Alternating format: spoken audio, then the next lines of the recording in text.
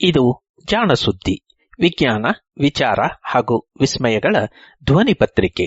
ದಿನದಿನವೂ ವಿಜ್ಞಾನ.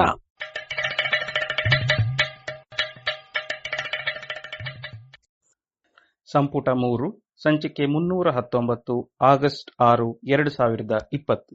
ಸಂಶೋಧನೆ ಸ್ವಾರಸ್ಯ.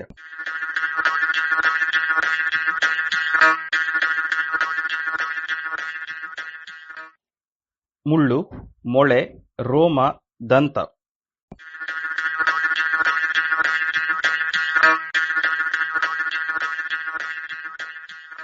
ಮುಳ್ಳು ಎಂದ ಕೂಡಲೇ ಎಲ್ಲರಿಗೂ ನೆನಪಿಗೆ ಬರುವುದು ಒಂದೋ ಗುಲಾಬಿ, ಇಲ್ಲವೇ ನೆಗ್ಗಿಲ ಮುಳ್ಳು.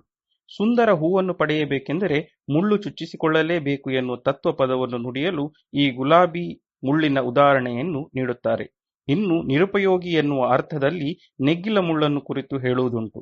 ಆದರೆ ಈ ನೆಗ್ಗಿಲ ಮುಳ್ಳು ಕೂಡ ಒಂದು ಸ್ವಾರಸ್ಯಕರ ವಿಷಯ ಎನ್ನುವುದನ್ನು ಗಣಿತಜ್ಞ VSS ಶಾಸ್ತ್ರಿ ಒಂದು ಲೇಖನದಲ್ಲಿ ವಿವರಿಸಿದ್ದಾರೆ. ಅದರಲ್ಲಿರುವ ಪ್ರತಿಯೊಂದು ಮುಳ್ಳು ಕಾಂಡದಿಂದ ಕರಾರುವಕ್ಕಾಗಿ 120 ಡಿಗ್ರಿ ಕೋನದಲ್ಲಿ ಬಾಗಿ ನಿಂತಿರುತ್ತದೆ. ಈ ಕೋನವನ್ನು ಅಳೆದವರು ಯಾರೋ ಎಂದು ಅವರು ಅಚ್ಚರಿಪಟ್ಟಿದ್ದರು. ಇದು ಶಾಸ್ತ್ರೀಯವರಂತೆಯೇ ಮೊನ್ನೆ ಮತ್ತೊಂದು ವಿಜ್ಞಾನಿಗಳ ತಂಡವು ಮುಳ್ಳುಗಳನ್ನು ಕಂಡು ಅಚ್ಚರಿಪಟ್ಟ ವರದಿ ಬಂದಿದೆ. ಡೆನ್ಮಾರ್ಕಿನ ಟೆಕ್ನಿಕಲ್ ಯೂನಿವರ್ಸಿಟಿಯಲ್ಲಿ ಭೌತವಿಜ್ಞಾನಿಯಾಗಿರುವ ಕರಾನೆ ಜೆನ್ಸನ್ ಮತ್ತು ಅವರ ತಂಡ ಬರೇ ಮುಳ್ಳನ್ನು ಕಂಡು ಬೆರಗಾಗಿದ್ದಷ್ಟೇ ಅಲ್ಲ, ಮುಳ್ಳು ಮುಳ್ಳಾಗಿರುವುದಕ್ಕೆ ಕಾರಣವೇನು ಎನ್ನುವ ಗಣಿತ, ಫಿಸಿಕ್ಸ್ ಅನ್ನು ಪತ್ತೆ ಮಾಡಿದೆ. ನೇಚರ್ ಮೆಟೀರಿಯಲ್ಸ್ ಪತ್ರಿಕೆಯಲ್ಲಿ ಕಳೆದ ತಿಂಗಳು ವರದಿಯಾದ ಈ ಶೋಧ ಜಗತ್ತಿನಲ್ಲಿ ಕಾಣುವ ಎಲ್ಲಾ ರೀತಿಯ ಮೊನಚು ವಸ್ತುಗಳ ವಿನ್ಯಾಸಗಳ ಹಿಂದೆಯೂ ಮೂಲತಃ ಒಂದೇ ಗಣಿತ ಸೂತ್ರವಿದೆ ಎಂದು ನಿರೂಪಿಸಿದೆ. ಮುಳ್ಳು, ಮೊಳೆ, ರೋಮ, ದಂತ ಎನ್ನುವ 4 ಪದಗಳ ಶೀರ್ಷಿಕೆಯ ಅರ್ಥ ಈಗ ನಿಮಗೆ ಆಗಿರಬಹುದು. ಇವೆಲ್ಲವೂ ಕೂಡ ಬೇರೆ ಬೇರೆ ವಸ್ತುಗಳು, ಗಾತ್ರವೂ ಬೇರೆ, ಮಾಡಿರುವ ವಸ್ತುವೂ ಬೇರೆ ಬೇರೆಯೇ. ಆದರೆ ಇವುಗಳ ಆಕಾರದಲ್ಲಿ ಮಾತ್ರ ಸಾಮ್ಯತೆ ಇದೆ. ಎಲ್ಲದರ ಒಂದು ತುದಿ ಬಲು ಚೂಪು. ಇಂತಹ ಮೊನಚು ವಸ್ತುಗಳು ಈ ಪ್ರಪಂಚದಲ್ಲಿ ಬಹಳಷ್ಟು ಇವೆ. ಬೆಂಡೆಕಾಯಿ ಇಲ್ಲವೇ ಸೀಮೆ ಬದನೆಕಾಯಿ ಕತ್ತರಿಸಿದವರಿಗೆ ಈ ಮಾತಿನ ಪರಿಚಯ ತಿಳಿದಿರಬಹುದು. ಈ ತರಕಾರಿಗಳು ಅವಶ್ಯಕ್ಕಿಂತಲೂ ತುಸು ಹೆಚ್ಚು ಬಲಿತಿದ್ದರೆ ಅದನ್ನು ಕತ್ತರಿಸುವ ಮುನ್ನ ಮೇಲಿರುವ ಮುಳ್ಳುಗಳಿಂದ ಚುಚ್ಚಿಸಿಕೊಳ್ಳಬೇಕಾಗುತ್ತದೆ. ಕೆಲವೊಮ್ಮೆ ಬೆಂಡೆಯ ಮುಳ್ಳು ಚುಚ್ಚಿದ್ದರಿಂದ ಆಗುವ ಉರಿ ಬಹಳಷ್ಟು ಹೊತ್ತು ಹಾಗೆಯೇ ಇರುವುದುಂಟು. ಹೀಗೆ ಸಣ್ಣ ರೋಮಗಳಿಂದ ಹಿಡಿದು ಆನೆಯ ದಂತದವರೆಗೂ ಮೊನಚಾದ ವಸ್ತುಗಳನ್ನು ನಾವು ಕಾಣುತ್ತೇವೆ. ಇವೆಲ್ಲದರ ಕೆಲಸವೂ ಬೇರೆ, ಗಾತ್ರವೂ ಬೇರೆ. ಉದಾಹರಣೆಗೆ, ಜೀವ ಜಗತ್ತಿನಲ್ಲಿ ಕಣ್ಣಿಗೆ ಕಾಣದಂತಹ ವೈರಸ್ಗಳಲ್ಲಿಯೂ ಮೊನಚು ಮುಳ್ಳುಗಳಿವೆ. ಬ್ಯಾಕ್ಟೀರಿಯಾಗಳನ್ನು ಕೊಲ್ಲುವ ಬ್ಯಾಕ್ಟೀರಿಯಾಫೇಜ್ ಎನ್ನುವ ವೈರಸ್ಸುಗಳ ಬುಡದಲ್ಲಿ ಒಂದು ರೋಮದಂತಹ ಪುಟ್ಟ ಪ್ರೋಟೀನ್ ಇರುತ್ತದೆ. ಇದು ಕೂಡ ಮೊನಚಾಗಿ ಬ್ಯಾಕ್ಟೀರಿಯಾದ ಹೊರಮೈಯನ್ನು ಕೊರೆದು ಒಳಗೆ ನುಸುಳುವ ಸಾಧನವೇ. ಇದರ ಗಾತ್ರ ಅತಿ ಹೆಚ್ಚು ಎಂದರೆ ಕೆಲವು ನ್ಯಾನೋಮೀಟರ್, ಅಂದರೆ ಮಿಲಿಮೀಟರಿನ ದಶಲಕ್ಷದಲ್ಲಿ ಒಂದಂಶ. ಇವು ಅತಿ ಸಣ್ಣ ಮೊನಚು ವಸ್ತುಗಳು. ಪುಟ್ಟದಾದರೂ ಇವು ಕೂಡ ಬ್ಯಾಕ್ಟೀರಿಯಾದ ಮೈಯನ್ನು ಸಿಗಿದು ಒಳನುಸುಳುವಷ್ಟು ಮೊನಚು.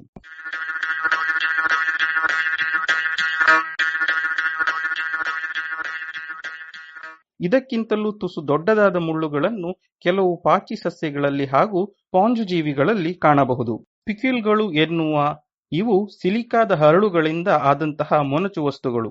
ಬ್ಯಾಕ್ಟೀರಿಯೋಫೇಜಿನ ಬಾಲಕ್ಕಿಂತಲೂ 100 ಪಟ್ಟು ದೊಡ್ಡದಾದಂತಹವು, ಆದರೂ ಕಣ್ಣಿಗೆ ಕಾಣದಂತಹವು.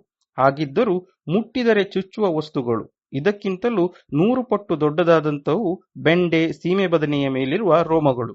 ಟ್ರೈಕೋಮ್ಗಳು ಎನ್ನುವ ಈ ರೋಮಗಳು ತುಸು ಮೃದು ಜೀವಕೋಶಗಳಿಂದ ಆದಂಥವು. ಆದರೆ ಇವು ಕೂಡ ಚುಚ್ಚುತ್ತವೆ. ತಮ್ಮೊಳಗೆ ಇರುವ ರಸವನ್ನು ಚುಚ್ಚಿ ಉರಿಸುತ್ತವೆ. ಇವು ಕೆಲವು ಮಿಲಿಮೀಟರ್ ದೊಡ್ಡವು ಅಷ್ಟೇ. ಇವನ್ನು ನೋಡಲು ನಾವು ಮಸೂರವನ್ನು ಅಥವಾ ಭೂತದ ಗಾಜನ್ನು ಉಪಯೋಗಿಸಬೇಕು. ದುಂಬಿ, ನೊಣಗಳ ವಿಷಯದ ಮುಳ್ಳುಗಳು ಇವಕ್ಕಿಂತಲೂ 10 ಪಟ್ಟು ದೊಡ್ಡವು. ಇವೆಲ್ಲವೂ ಗಟ್ಟಿಯಾದ ಮೇಣದಿಂದ ಮಾಡಿದಂತಹವು. ಇವಕ್ಕಿಂತಲೂ ದೊಡ್ಡವು ಗುಲಾಬಿ, ನೆಗ್ಗಿಲ ಮುಳ್ಳುಗಳು. ಕೆಲವು ಸೆಂಟಿಮೀಟರ್ ದೊಡ್ಡವು ಇವು. ಇವಕ್ಕಿಂತಲೂ ದೊಡ್ಡವು ಎಂದರೆ ಹಾವಿನ ವಿಷದ ಹಲ್ಲು, ಇಲ್ಲವೇ ಹುಲಿಯ ಕೋರೆ ಹಲ್ಲು. ಇವು ಕೂಡ ಮೊನಚು ವಸ್ತುಗಳೇ. ಹುಲಿಯ ಕೋರೆ ಹಲ್ಲುಗಳು ಮಾಂಸವನ್ನು ಹರಿದು ಜಗಿಯುವುದರಲ್ಲಿ ಅತಿ ಬಲಿಷ್ಠವಾದ ವಸ್ತುಗಳು. ಮೀನುಗಳಲ್ಲಿಯೂ ಇಂತಹ ಮೊನಚು ಸಾಧನಗಳಿವೆ. ಇವು ಕೆಲವು ಸೆಂಟಿಮೀಟರ್ನಿಂದ ಅರ್ಧ ಮೀಟರ್ ಉದ್ದದವರೆಗೂ ಇರಬಹುದು.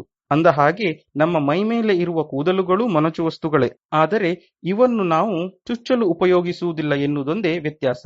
ಚುಚ್ಚುವ ರೋಮಗಳು ಇವೆ. ಮುಳ್ಳು ಹಂದಿಯ ಮುಳ್ಳುಗಳು ವಾಸ್ತವವಾಗಿ ದೊಡ್ಡ ರೋಮಗಳು.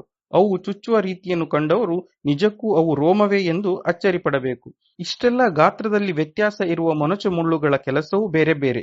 ಕೆಲವು ಬರು ಚುಚ್ಚುತ್ತವೆ, ಇನ್ನು ಕೆಲವು ಚುಚ್ಚಿ ವಿಷವನ್ನೋ ರಸವನ್ನೋ ಒಳ ಸುರಿಯುತ್ತವೆ, ಮತ್ತು ಕೆಲವು ಚುಚ್ಚಿ ಮುರಿದು ಬಿಡುತ್ತವೆ, ಮತ್ತು ಕೆಲವು ಚುಚ್ಚಿ ಮುರಿಯುತ್ತವೆ. ಕೆಲವು ತಮ್ಮ ಸಂತಾನೋತ್ಪತ್ತಿಗಳಿಗೂ ಮುಳ್ಳನ್ನು ಬಳಸುತ್ತವೆ. ಉದಾಹರಣೆಗೆ, ಕೆಲವು ಕೀಟಗಳ ಗಂಡುಗಳಲ್ಲಿ ಇಂತಹ ಮುಳ್ಳುಗಳಿರುತ್ತವೆ. ವೀರ್ಯ ತುಂಬಿದ ಇವನ್ನು ಗಂಡುಗಳು ಹೆಣ್ಣಿನ ಯೋನಿಯೊಳಗೆ ಚುಚ್ಚಿ ಮುರಿದು ಬಿಡುತ್ತವೆ. ಹೀಗೆ ಬೇರೆ ಗಂಡುಗಳು ಆ ಹೆಣ್ಣನ್ನು ಸಂತಾನೋತ್ಪತ್ತಿಗೆ ಬಳಸದಂತೆ ತಡೆಯುತ್ತವೆ. ಆದರೂ ಅದು ಮುಳ್ಳೆ, ಮೊನಚು ತುದಿಯ ವಸ್ತುವೇ ಎನ್ನಬಹುದು. ಹೀಗೆ ಗಾತ್ರವೂ ಬೇರೆ, ರಚನೆಯೂ ಬೇರೆ, ಕಾರ್ಯವೂ ಬೇರೆ ಬೇರೆ. ಆದರೂ ಇವುಗಳಲ್ಲಿ ಒಂದು ಸಾಮ್ಯವಿದೆಯಂತೆ. ಅದು ಅವುಗಳ ವಿನ್ಯಾಸ, ಅರ್ಥಾತ್ ಡಿಸೈನ್ ಎನ್ನುತ್ತಾರೆ ಈ ಭೌತ ವಿಜ್ಞಾನಿಗಳು.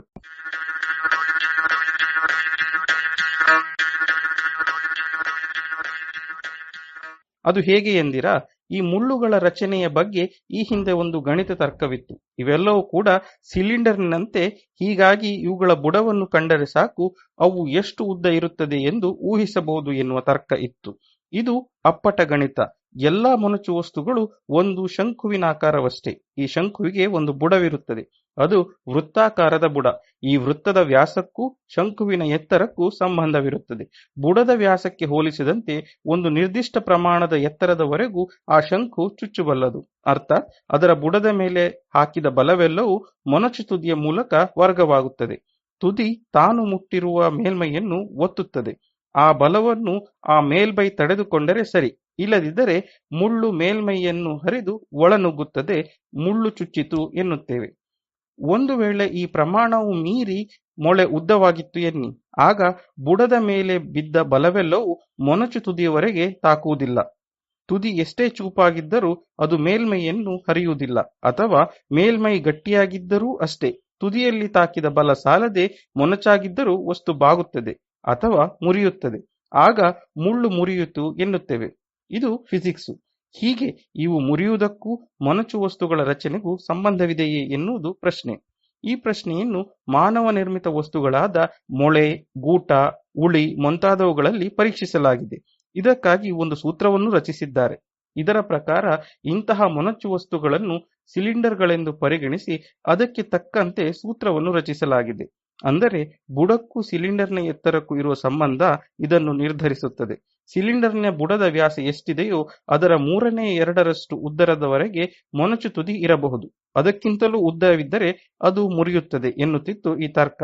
ಇದಕ್ಕೆ ಬೇಕಾದ ಬಲವನ್ನು ಯಂಗ್ಸ್ ಮಾಡ್ಯುಲಸ್ ಎಂದು ಗುರುತಿಸಿದ್ದಾರೆ. ಇದು ವಾಸ್ತವದ ಬಲಕ್ಕಿಂತಲೂ ವಸ್ತುವಿನ ಹಿಗ್ಗುವ ಹಾಗೂ ಕುಗ್ಗುವ ಗುಣವನ್ನು ಸೂಚಿಸುತ್ತದೆ ಎನ್ನಬಹುದು. ಯಂಗ್ಸ್ ಮಾಡ್ಯುಲಸ್ ಹಾಗೂ ಮುಳ್ಳುಗಳ ಬುಡ ಮತ್ತು ಉದ್ದದ ನಡುವೆ ಅವಿನಾಭಾವ ಸಂಬಂಧ ಇದೆ. ಮುಳ್ಳು ಮುರಿಯುವ ಜಾಗದಲ್ಲಿ ಇರುವ ವಿಸ್ತೀರ್ಣ ಹಾಗೂ ಅಲ್ಲಿಂದ ಮುಂದೆ ಇರುವ ಮುಳ್ಳಿನ ಉದ್ದಗಳ ಪ್ರಮಾಣ ಅಷ್ಟು ಬಲವನ್ನು ತಾಳಬಲ್ಲವು. ಮುಳ್ಳಿನ ಉದ್ದ ಹೆಚ್ಚಾದಷ್ಟು ಅದರ ಬುಡ ಅಗಲವಾಗಿರಬೇಕು ಎನ್ನುತ್ತದೆ ಈ ಸೂತ್ರ. ಜೆನ್ಸನ್ ಮತ್ತು ತಂಡ ಇದನ್ನು ಪರೀಕ್ಷಿಸಲು ವಿವಿಧ ಆಕಾರದ ಮುಳ್ಳುಗಳನ್ನು ಪರೀಕ್ಷಿಸಿದೆ. ಅವುಗಳ ಗಾತ್ರವನ್ನು ಸಮಾನಾಗಿಟ್ಟುಕೊಂಡು ಕೇವಲ ಬುಡದ ವಿಸ್ತೀರ್ಣವನ್ನು, ತುದಿಯ ಮೊನಚನ್ನು ಬದಲಾಯಿಸಿದೆ. ಅವುಗಳನ್ನು ಮುರಿಯಲು ಬೇಕಾದ ಬಲ ಎಷ್ಟು ಹಾಗೂ ತುದಿಯಿಂದ ಎಷ್ಟು ಕೆಳಗೆ ಅವು ಮುರಿಯುತ್ತವೆ ಎಂದು ಪರೀಕ್ಷಿಸಿವೆ. ನಿರ್ದಿಷ್ಟ ಆಕಾರದ ಮುಳ್ಳು ತಡೆದುಕೊಳ್ಳಬಲ್ಲ ಬಲ ಹಾಗೂ ಮುರಿಯಲು ಬೇಕಾದ ಬಲ ಮುಂತಾದ ಮಾಹಿತಿಯನ್ನು ಒಟ್ಟು ಮಾಡಿದ್ದಾರೆ. ಇದರ ಜೊತೆಗೆ ಬುಡದ ವಿಸ್ತೀರ್ಣ, ಉದ್ದ ಹಾಗೂ ಯಂಗ್ಸ್ ಮಾಡ್ಯುಲಸ್ ನಡುವಣ ಸಂಬಂಧವನ್ನು ಪಟ್ಟಿ ಮಾಡಿ ಹೊಸದೊಂದು ಸೂತ್ರವನ್ನು ರಚಿಸಿದೆ. ಈ ಹೊಸ ಸೂತ್ರದ ಪ್ರಕಾರ ಮುಳ್ಳು ಮುರಿಯಲು ಬೇಕಾದ ಬಲ ಅದರ ಬುಡದ ವ್ಯಾಸ ಹಾಗೂ ಎತ್ತರ ಹಾಗೂ ಯಂಗ್ಸ್ ಮಾಡ್ಯುಲಸ್ ಅನ್ನು ಅವಲಂಬಿಸಿದೆ. ಸುಮಾರು 300 ವಿವಿಧ ರೀತಿಯ ಮುಳ್ಳುಗಳ ಬುಡ, ಎತ್ತರ ಹಾಗೂ ಅವುಗಳ ಯಂಗ್ಸ್ ಮಾಡ್ಯುಲಸ್ ಅನ್ನು ಇವರು ಪಟ್ಟಿ ಮಾಡಿ ಹೋಲಿಸಿದ್ದಾರೆ. ಇವೆಲ್ಲವೂ ಪ್ರಮಾಣಬದ್ಧವಾಗಿ ಇದ್ದವು. ಆದರೆ ಇವುಗಳ ಪ್ರಮಾಣವನ್ನು ಲೆಕ್ಕಿಸಿ ಬರೆದರೆ ಅವು ಗಾತ್ರಕ್ಕೆ ತಕ್ಕಂತೆ ಬದಲಾಗುತ್ತಾ ಹೋಗುವ ರೇಖೆಯಾಗಿತ್ತು. ಅರ್ಥಾತ್ ಮುಳ್ಳು ಯಾವುದೇ ಇರಲಿ, ಅದರ ಉದ್ದ, ಗಾತ್ರ, ಬಳಕೆ ಏನೇ ಇರಲಿ, ವಿನ್ಯಾಸದಲ್ಲಿರುವ ಪ್ರಮಾಣಬದ್ಧತೆ ಬದಲಾಗುವುದಿಲ್ಲ.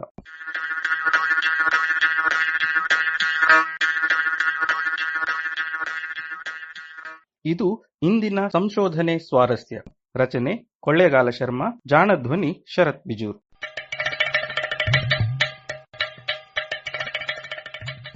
ಜಾಣ ಸುದ್ದಿಯ ಬಗ್ಗೆ ಸಲಹೆ ಸಂದೇಹಗಳು ಇದ್ದಲ್ಲಿ ನೇರವಾಗಿ 9886640328 ಈ ನಂಬರಿಗೆ ವಾಟ್ಸಪ್ ಮಾಡಿ, ಇಲ್ಲವೇ ಕರೆ ಮಾಡಿ.